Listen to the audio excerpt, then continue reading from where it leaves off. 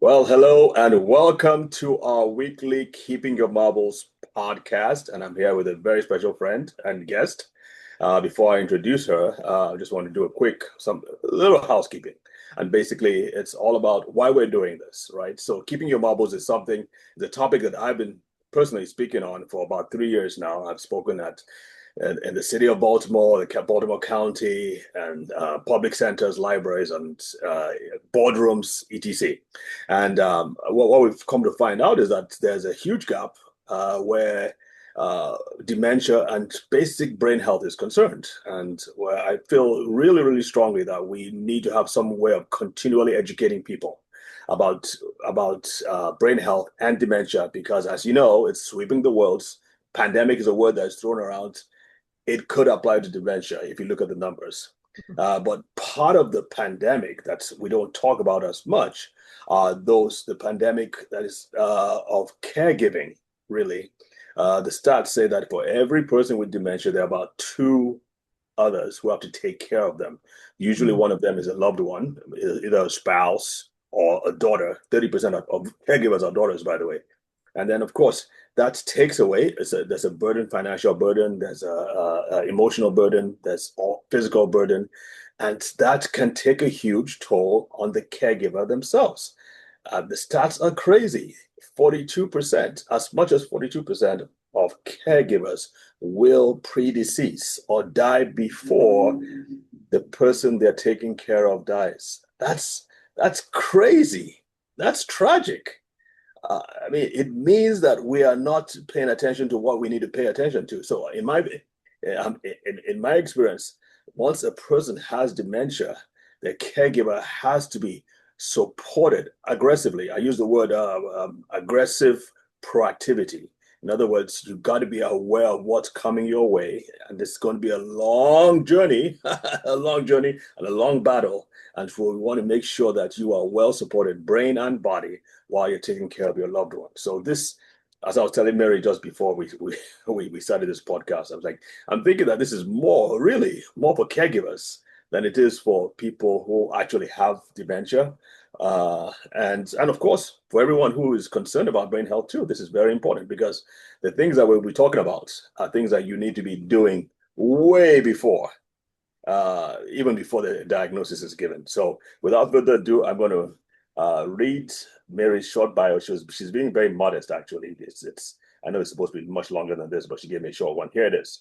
Mary Lynch has spent nearly 30 years serving the Baltimore real estate market, but her true calling emerged through a caregiving experience with her grandfather. That journey opened her eyes to the critical role our homes play in how we age.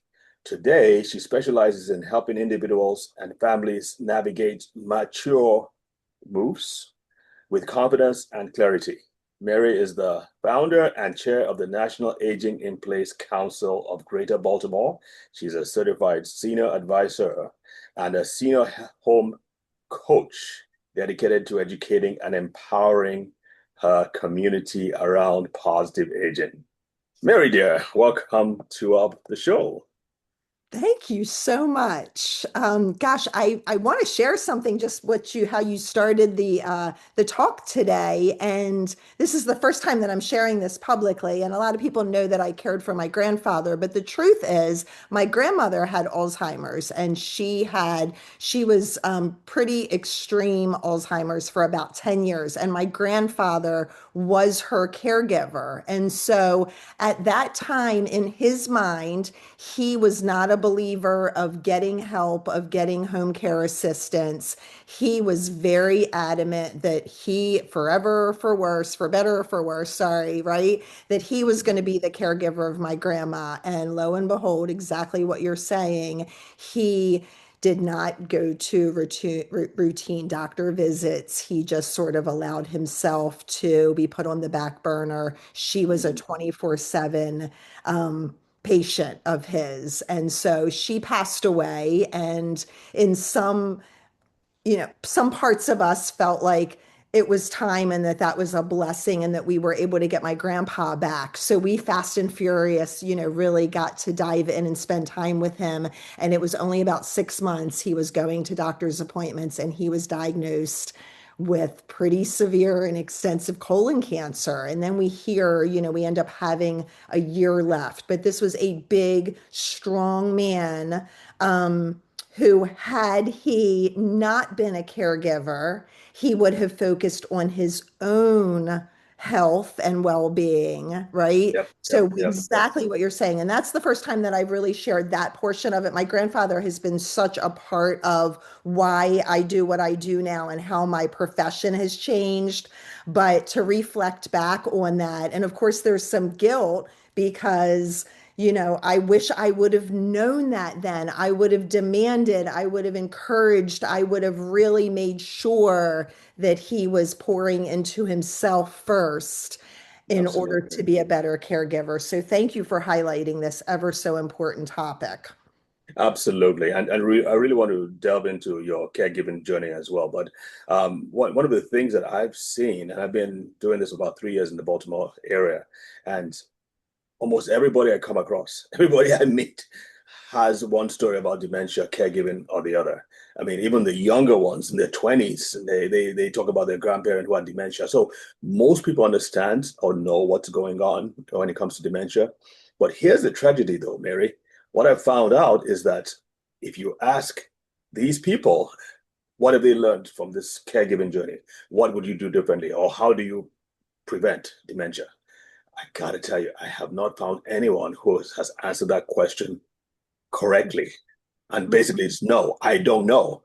So, in other words, you could end up with dementia, God forbid, but you would do exactly the same things. Your spouse would do exactly the same things, and have no clue what to do. You wouldn't get any advice. You wouldn't get the right kind of advice. Let's put it that way. And you would just go down the same road or the path, same path that your loved one who died before you went through. That is tragic. So It that's is. kind of like what we're trying to do. We're trying to address this and give you the tools and the resources that you need to be able to make better decisions and do it better. And quite frankly, as you know, Mary, I truly believe that dementia is not a death sentence. There's a Mhm. lot you can do to help take your loved one or yourself back from the brink, and by just simply by strengthening the brain, nourishing the brain, feeding the brain. But that's another story for another time. Let's get Sure. back to you. Let's talk about Yeah. some of these lessons that you've learned from caregiving. Yeah. Well, and gosh, I mean, there's so many different ways that I want to take this because, I am worried, this is my hereditary, right? And I am worried about not repeating and not having that diagnosis. So I love your Dirty Dozen, and I don't know if we're going to talk about that today or, somebody can certainly download that, but just the tips of, we talk about our bodies when they're 80, but that really starts 20, 30, 40, 50, right? What we're eating, Absolutely. how we're exercising, where we're living, the toxins that we're breathing in, all of that good stuff. So my caregiving, and again, the lovely intro that you gave me about 30 years in Baltimore real estate. At the time, I was 20 years in real estate, what I consider a very successful career and handing out forever homes like Oprah handed out cars, right? Like you get a forever home and not really realizing that my grandpa was not in a forever home here in Baltimore. East Coast, we have older homes than those on the West Coast. We have a lot of stairs, and there was not any amount of money that you could have spent to modify my grandpa's house that would have made sense for him to live there into his 80s and 90s and latter years, right? When that house was built in the 50s, life expectancy was much less. And so Mm, we weren't even really up against, right? People were passing away before they really needed or had an opportunity to age in place, right? So Pop came to live with me, and here I am without a home that had a full bath on the first floor. So my grandpa, and I've said this many times, ended up in the dining room in a hospital bed next to the china closet, wedged in. And, if you know better, you do better, right? And so I'm right. hoping to share this with folks that are either wanting to stay in their home, or the truth is we talk so much about aging, but somebody can have even a temporary disability at any age, right? We can have Right. a broken leg. We could be in a car accident and need temporary accessibility. And just getting those basics in a home is so important. So just really excited to try to move that needle, whether it's builders building homes and making choices, whether it's investors that are maybe remodeling. We are aging. We are an aging community. 10,000 people every day turn 65. And so they're coming. We were never really, as a society, prepared for those boomers. And 65 years later, they're still coming. It's And still our coming. housing isn't ready for them. And so, what are we going to do about that? And so, I love these opportunities to be able to talk about, when's the good time? What are the options? What to do? So let's talk about that. When is a good time? Yeah.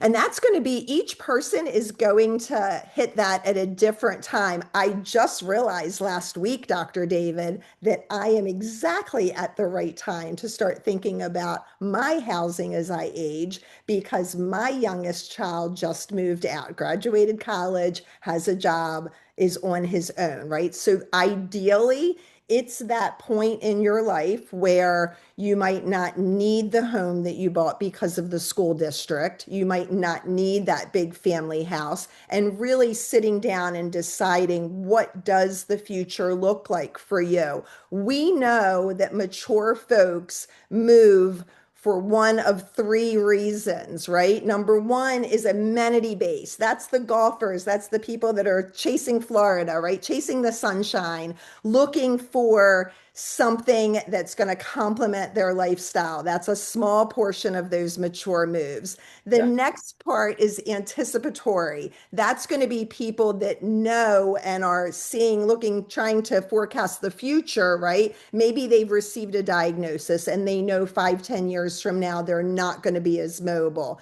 They are planning ahead. That's also a small portion. The overwhelming, right, 90%, most statistics say, of folks are going to put it off and wait until there's a crisis. Okay. When you have a crisis, your options are so limited. You're usually portrayed upon by cash buyers, right? That are going to give you much less for your home. You're going to have options about where to go at that point. Yeah. So, the age, there's not a specific age. And I think I joked it with you about this last week. The National Association of Home Builders says folks should start thinking about their forever home at 40. But with the pricing and the economy the way that it is, last year, the National Association of Realtors, the first time home buyer age rose to 40. So we have this little bit of a disconnect. Yeah. Yeah. Wait, am I buying my first house or am I buying my last house? I say, try to think ahead. Do I want to be here 10 years from now? Do I want to be here 20 years from now? And as much as I love this house, is it loving me back, right? Mm, mm. Yeah, so let's talk about that a little bit. So obviously you alluded to it a little bit, your grandfather, the staircase and all that. So when someone is thinking about their forever home, would you advise them against having this, like a townhouse, for instance, would probably not be a good idea, right? Because of the steep staircase Right. and all that. Yep. So what are some of the practical things you would advise with that? Ideally is one entry in the home, zero threshold that you can get in without steps, right? That can be through the garage, that can be out back, can certainly be out front, but one entryway so that someone can get in easily without steps. Good, First floor good. bathroom is the big thing. First Full, floor full safe bathroom, right? Not full just bathroom, right? Right. That we can bathe and that we can get cleaned up and that we can use the facilities. We can turn a dining room into a bedroom. There's only so much you can do to make a makeshift restroom, right? So that's really a huge key, but it's not just those things. Lighting is so important. You want it to be safe. Decluttering is huge. Americans have so much stuff. yeah. And so, you know, trip hazards, throw rugs, right? Cords, dogs that are maybe the water bowl is getting water everywhere and slipping, and kitchen, right? Making sure that you can easily access some stuff. So we have must-haves, and then we have these would also be really nice additions, but the Mhm. must-have at the bare minimum is going to be the full bathroom on the main level. Okay.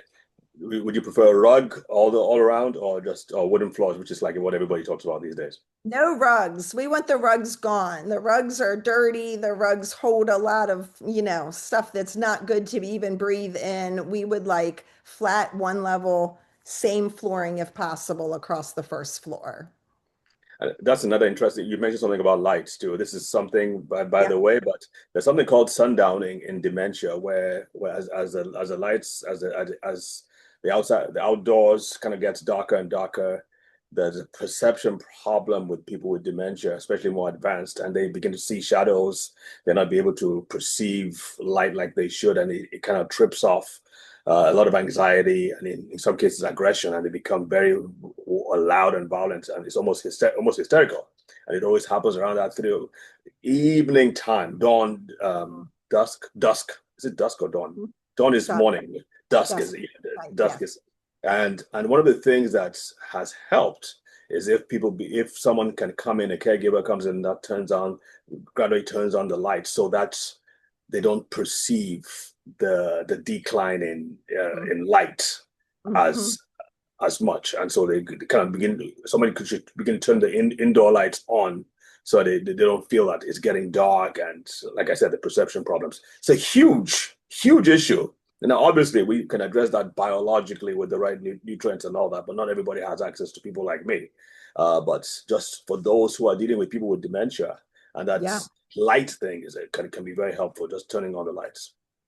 Well, and I've noticed over the years, I started really getting some seasonal depression, early fall, I'm sorry, early spring, February, March, where it's still dark. And so there really are some great light options that mimic the sunshine. I don't know Mhm. exactly what that's called, but you can certainly get them on Amazon. And again, setting them up, how about even on automatic timers for folks that have those sundowners, or, something where they can ease in a little bit more and it not be so drastic. Especially, we've had a gloomy spring so far, Dr. We David. have, we really have. Terrible.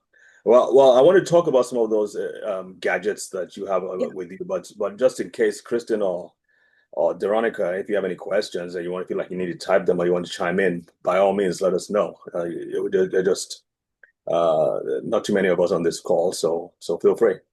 Veronica has a hand raised. Go ahead, Veronica. I think she's just thumbs upping. Oh, okay. I That's a thumbs up. Got it. It's not a hand raised. Got think it. Okay. she's thumbs upping.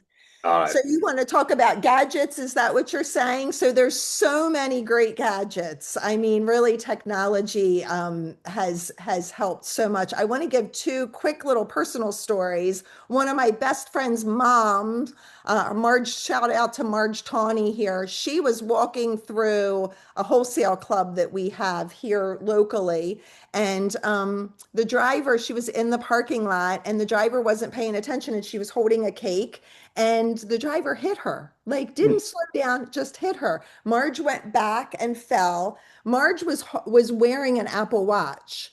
The Apple Watch texted her daughter and said, "We've determined or detected that your mom fell. We've already called 911 just to let you know," right? That happened. Amazing. And Amazing. Amazing. this is not one of those, I've fallen and I can't get up. I mean, this is pretty. This does not look like, some people are embarrassed to wear, right, items. Right. But how Right. easy is this? And at any age, again, I think a lot of these things are ageless. We obviously want to support aging, and that's why we're talking about this. But at any age, I would want to know if my son, my daughter, anybody that I love fell, and how cool is that?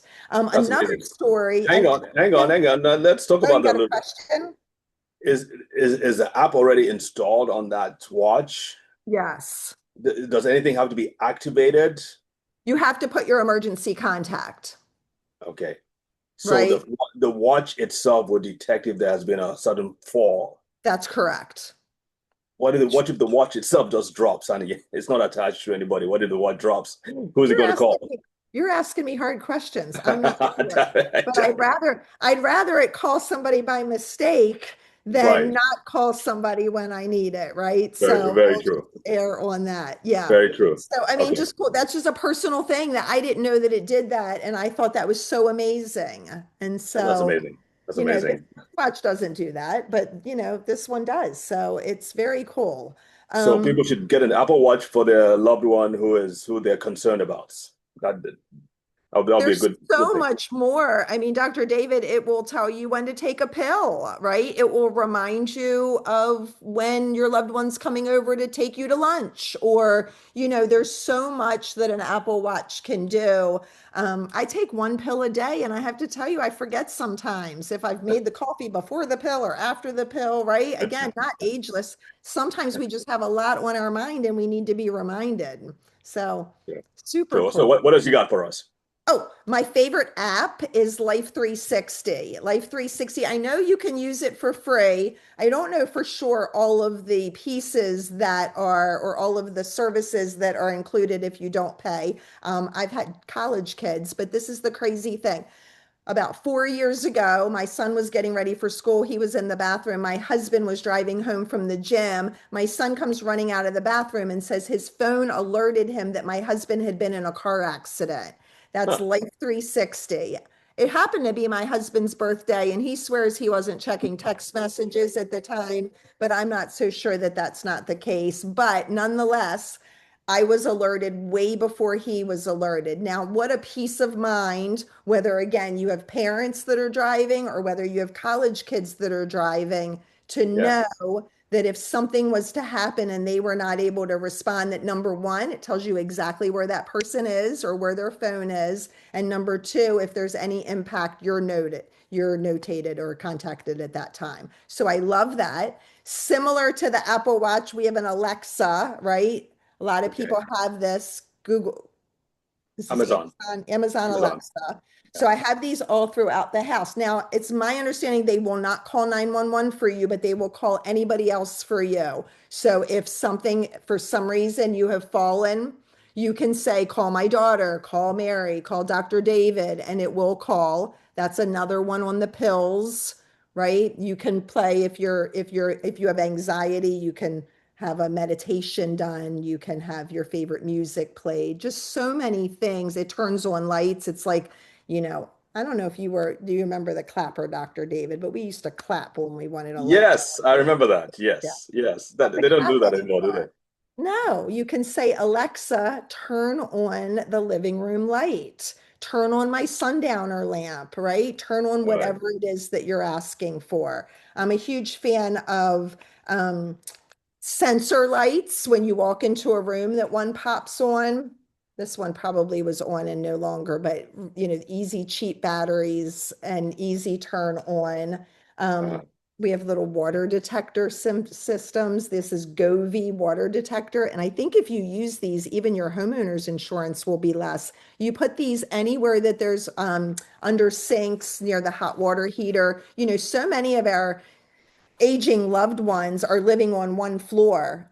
Sometimes they go in the basement every year, right? And so wouldn't yeah. it be nice to have some understanding, or if it's an upstairs bedroom, right, that maybe there's a leak in the roof that if there's water coming into the house, this Right. alerts immediately. I Yeah. also like the keyless entry for front doors.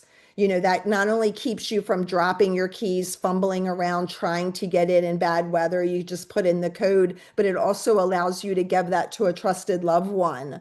And if Right. they're worried about you, they can come in without knocking your door down. So, some of my favorite gadgets. Yeah. Yeah. I like it. Like it. It's cool. So was there, do you have anything that turns on the TV? Well, the Alexa can turn on the TV. Like that turns on TV? Okay. Yeah, yeah. Alexa will turn on anything that's plugged in. And I believe there are voice remotes that where you could say, TV turn on, right? I There's see. probably some other gadgets that do that as well. So funny story. I mean, this has nothing to do with safety and all that, but I had a patient in the UK who, I mean, he was more advanced, so we kind of like helped him with medications and shipped them over to the UK. But he's my country, Nigeria, my tribe. So he'll be watching TV. I mean, basically just had the TV be his nanny. Then the nurse would come in from time to time to just make sure everything was okay. And then of course his wife. So three nannies pretty much. And then when it was really bad, so he would be watching TV, and then uh, he would respond to the TV like they were like he was in the TV, like he was responding to the different characters in the TV. So if they were upset, he would shout back and scream, and basically, I mean, that shows you how bad it was. And then when his nurse would come in, who was white, he would speak Yoruba to her, which is our language. And then when his wife would come in, he would speak English to her, although she could speak English, but that wasn't normal. Normally he would speak Yoruba to her. And so he was just scrambling all these things. And this is very, I mean, it's tragic, but it's also very interesting how the brain kind of like scrambles things together. Obviously, we were able to help and we were able to treat. And so the wife now calls me back and she says, now she comes in, he speaks Yoruba to her. The nurse comes in, he speaks English to her. And then he watches the TV quietly without getting all hyper and aggressive. So, I mean, the things that I am learning. I mean, we never saw this in the textbooks. We never saw this in our practice because obviously we're told that there's no way you can treat dementia. You just have to manage the decline, right? Support them as they go further and further down, and then when it's over, it's over. But now we're beginning to see that is not the case. That there's, in fact, what we call people ask, is it possible to reverse dementia? There are dementias that are called reversible dementias. Mm. But what happens most of the time is that most doctors, when you see dementia, when you diagnose dementia, they just assume it's of the irreversible kinds, and they just say, just get your affairs in order and just prepare for the inevitable end. But now we're beginning to see that many of these so-called irreversible dementias, like Alzheimer's disease, it's not pure Alzheimer's disease. It's usually attached to a reversible kind or a modifiable kind of dementia, something that has to do with maybe poor blood flow, something that has to do with maybe toxins. And if you can identify what those causes are, you can improve that person's state. And I'm saying this because most people are just being given hopeless sentences, life sentences, and they don't think there's anything to do. So I always recommend that if you've gotten a diagnosis of dementia or your loved one has, try to get a second opinion and try to do certain tests. And we'll probably be talking about some of these tests in the future, where you can, there's some simple blood tests that can help you identify what are the other causative factors that could be contributing to this dementia. And I guarantee you, some of them might be reversible. They can be, you can address them. Like for instance, vitamin B12 deficiency is a lot more common than we think. And that's just a simple supplement. And if you correct that, you can see some improvement. I'm not saying it's going to cure the person, but every little bit helps, right? Every bit helps. So it's amazing. One of the things that vitamin D, as I talked to you about, lots of different things that could easily be addressed while you're taking care of your loved one, and you might see some improvements. Anyway, that's just a little bit of a spiel there. Well, I think circling back to the whole caregiver piece also is, we all want hope, right? Yeah. And give something where there's a chance. And I think that that's the most inspiring part about you, and why whenever you have spoken under our National Aging in Place Council and at the different seminars that I've attended, people are so hungry for that. Nobody wants to hear that there's nothing that can be done. And at Right. any point, we want to right? Better diet, socialization. The saddest Yeah. thing that I can ever, remember seeing is going into some memory units in some communities, and, there's just people wheeled in the corner, and it's almost like, oh, well, she doesn't watch TV. Well, she doesn't this, that, and the other. And like, include, right? Include, give hope, and try. And so many of your recommendations, supplements, proven things that can prolong, reverse, all of those things, right, are really Right. inexpensive, and I'm so interested because I'm at that 55 point, right, the menopausal area, and it's fascinating to me how that is totally in line with making sure that my hormones are checked. And you have so much more information on that. But for my peers, I want to grow old and I want to be able to remember our stories and share them. And so there's so many layers to this of giving that hope and those tidbits and never ever giving up hope, no matter what your loved one's diagnosis is. And I love that you do that for our community. Well, thank you so much. It's a joy, and really, I think your community is fantastic. I gotta say, and we want to talk about NAPAC, which is what you don't like the term, but it's stuck. Everybody else calls it NAPAC, which is National Aging in Place Council, right?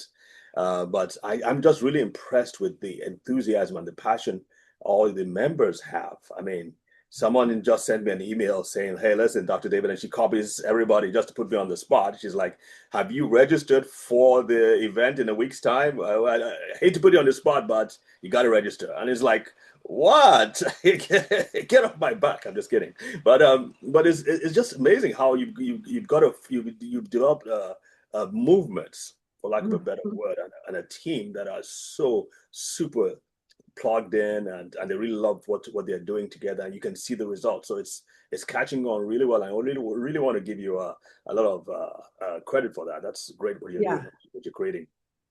I mean, I wish I would have could say that this was my plan all along. Some of this just happened with the momentum, right? And I appreciate you being a part of our success. I believe we're the third largest in the country right now, and I'm Wow, really excited to take that over. I think Baltimore deserves to be number one at some point, absolutely. in the country for National Aging in Place Council. We have a big growth movement next week. We are expanding into the county next to us, which is Harford County, Maryland. Okay. I think we had 60, 70 people signed up to come to that. So I'm just so thrilled. We have really become the community resource in Baltimore. No matter, what service industry you need, call one of us and we have the connection to put you in touch with another person. And like you said, we are all about hope, positive. We really come from a place of advocacy and education and giving back to the community first. Many of us have been in our profession for decades and we have been fulfilled in those areas. We now really want to give back and make sure, as in my case with housing, right? 90% of people say that they want to age in place. In Baltimore, 6% of our homes are going to be successful to allow them to do that. And so for me to be able to shout from the rooftop, you're not just stuck, right? You just don't know your options, right? And how Right. much planning early gives you choices. And if you wait, you don't have any choices. And really, just wherever I can get an audience, being able to say, have the conversation with your loved one, right? The best Mhm. gift you can give your children is a plan, not a problem. Nobody wants to be a problem. Give them the plan, right? Where do you want to live, mom? What does that look like? And there's so many options here in Maryland. Accessory dwelling units are going to be really big in the next year. Again, I said to you, we have an accessible housing crisis.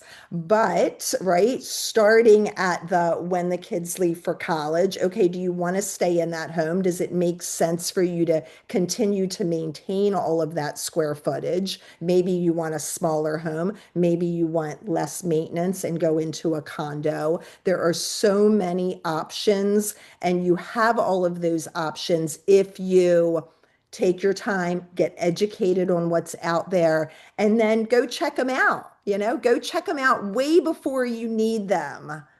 All right. So, So, question. You yeah. said get educated while you can. Is there a resource they can go to that kind of lays this out for them? Well, I mean, we're working on all of that, right? I mean, really, that's what I'm really pushing as an initiative through National Aging in Place Council. We are affiliated with our local public library. We are affiliated with when I say affiliated, we are speakers for the library. We have a speaking system on all things positive aging, as well as the local senior centers with the Department of Aging. And so our goal is just anybody that'll listen to start talking about that. And this kind of podcast, right? Just saying, listen, think about it yourself. Talk to your parents, talk to your loved ones, your aunt. What does this look like? Socialization is so huge. What happens if, we can all plan that we want to grow old with our loved one? What happens if, heaven forbid, one of the spouses, right, passes away? Then what? Don't stay alone. So much Yeah, stuff happens if you stay alone. And right. so, what options are out there? What does it look like financially? Just start to have those conversations. I live in a community where most of my neighbors have lived in the houses 50 years plus. Oh, wow. And um, imagine, Dr. David, how many times they've repeated their address when they call the doctor, when they call the post office, right? That is so ingrained. I mean, some of them have been in their houses longer than I've been alive. I'm one, I've hopped around, so I've lived in many houses, but imagine that. And yet sometimes it's just they think maybe it's too late. They don't know what options are out there. I have folks that raised families, so they're in 4 and 5 bedroom houses and now they're by themselves, and it's expensive to heat and it's expensive to put a new roof. And so Right. there is a little bit of this sweet spot on making sure that we're really benefiting from the equity that they have built over their lives and being able to sell it at that time where they're going to reap the most amount of benefits from it and not get into a situation where the maintenance and the deterioration gets ahead of them and it's just a money pit to try to keep up. Yeah. Yeah. So there's so much to say for planning Yes. ahead of time. So, okay, so all these other people who are not real estate or have anything to, like Emma Lap is not a real estate person. Oh, What yeah, is she? She's more of a home care kind of she CEO and is. all that. So what do all these people? What do they contribute to this whole thing? I Okay, mean, so National Aging in Place Council, they have determined, and I've heard different numbers, as high as 90. I know really 70 different service sectors or professionals that uh, can lend into all things positive aging, right? So you yeah, mentioned Emma Lapp, she's our vice chair. She's amazing. She has a she is. home care company. Well, that's another thing. Folks are often like, well, I'll call a home care company when I need them. It really is smart to at least determine who the premier home care company is in our community before the crisis hits. There was a time this year that I learned something new. We had snow here in Baltimore, and Hmm. I had a friend call and say, I need some care for my dad this weekend.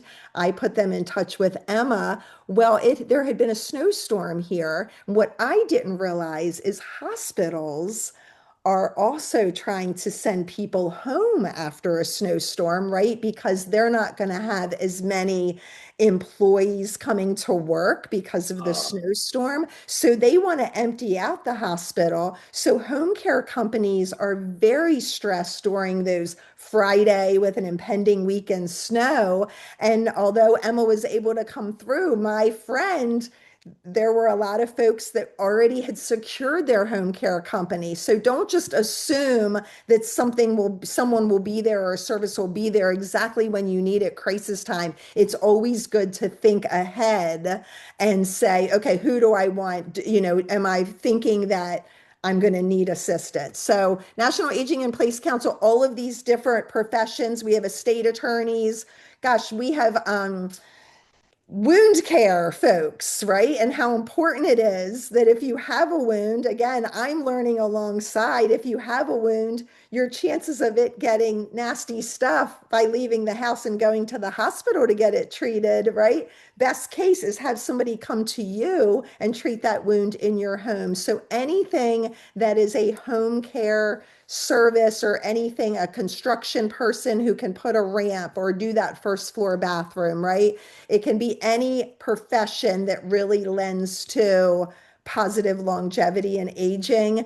And I Right. like to say, if you're not in that business now, you're going to be in that business because by 2032, for the first time in our country's history, there's more folks over 65 than under 18. We're not making babies, but we're aging and we're living longer. And isn't it fantastic that we're going to live to 100 or beyond? But we need to make sure that the house and the community supports that as we age. Absolutely. That is a scary statistic. Say the 2032, there'll be more people under what? 60?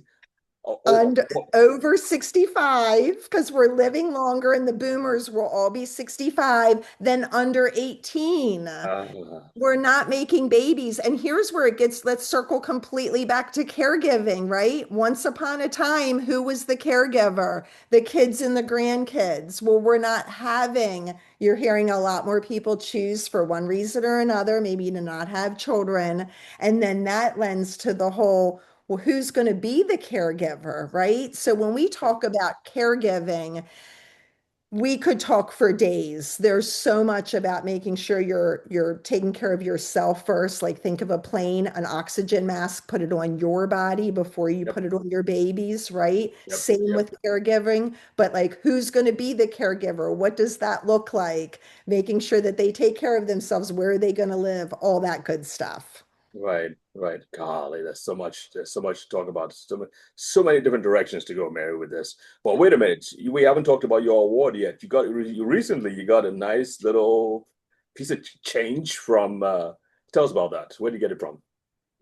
Oh, my $10,000. Oh my, Yes. yes, yes, yes. So National Aging in Place Council, one of our members is insurance, and he was able to apply for a grant from Safeco and Liberty Mutual Insurance. It's their nationwide grant initiative called Make More Happen. And we applied, and they love National Aging in Place Council, and they gave us $10,000. And we just got Wow. that in the last week or so.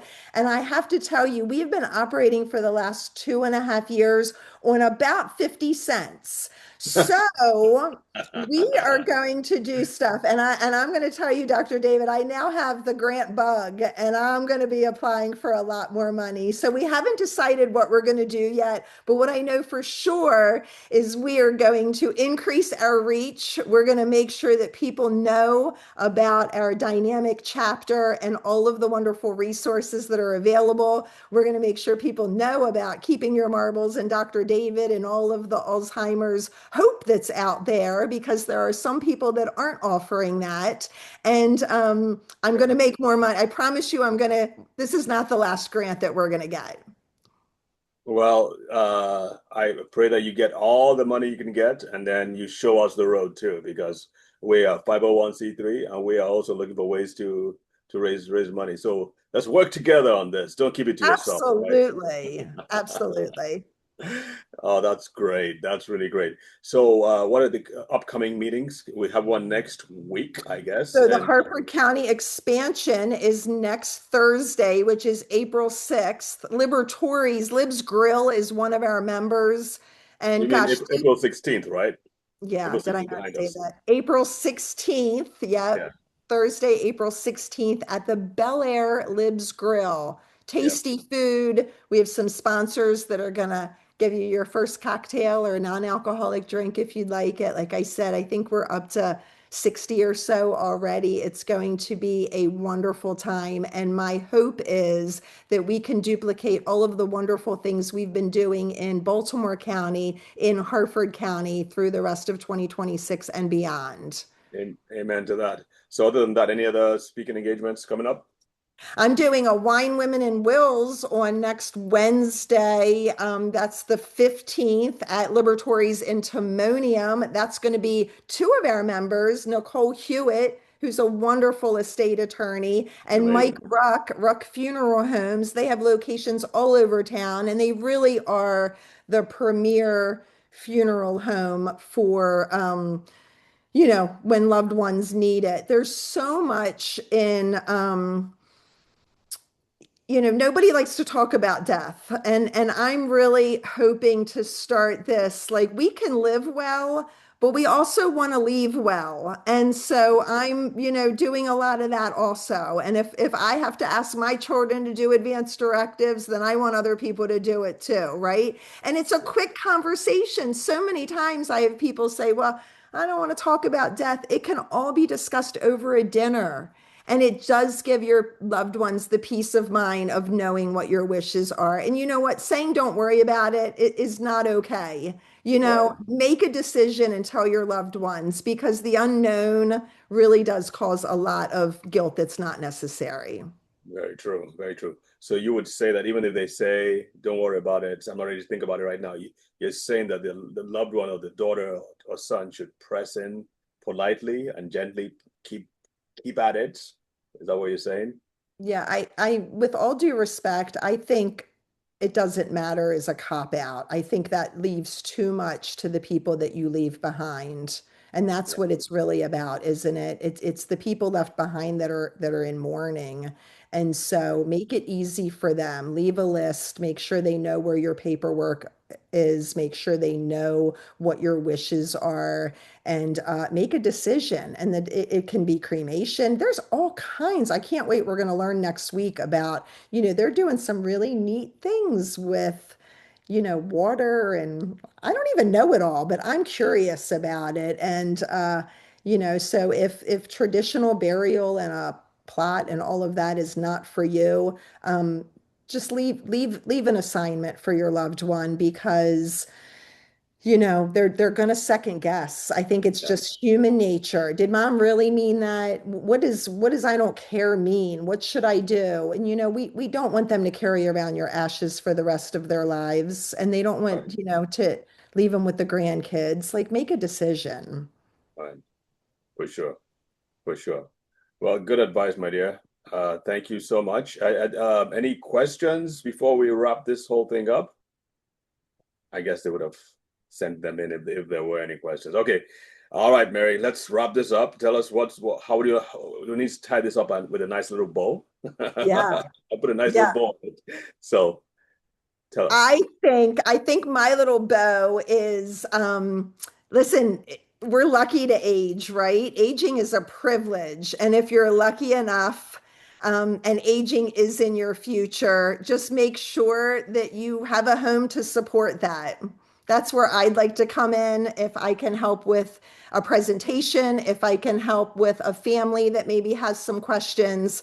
It's always a good time to know your options and know what's out there. And it would be my absolute pleasure to help anybody talk through whether the home that they're in is the right home and if modifications are needed, or to see what other options are out there for them.